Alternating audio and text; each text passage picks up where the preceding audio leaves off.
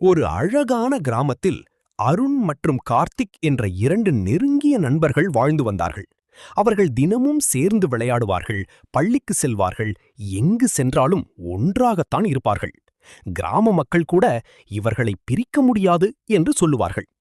ஆனால் ஒரு நாள் சிறிய விஷயத்திற்காக இருவருக்கும் பெரிய சண்டை ஏற்பட்டது. கோபத்தில் இருவரும் பேசாமல் பிரிந்து விட்டார்கள். நாட்கள் கடந்து போனாலும் யாரும் முதலில் பேச தயாராக இல்லை.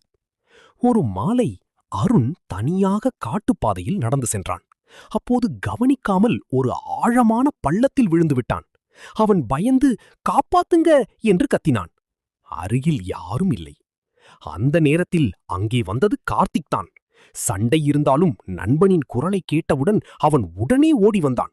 அருகில் இருந்த நீண்ட கிளையை பிடித்து கையை கொடு அருண் என்று கத்தினான். அருணும் கையை நீட்டினான்.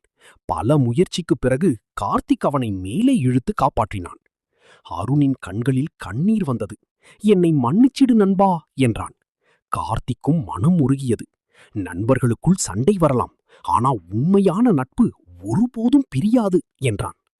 அந்த நாளிலிருந்து இருவரும் மீண்டும் பழையபடி சந்தோஷமாக நண்பர்களாக வாழ்ந்தார்கள்.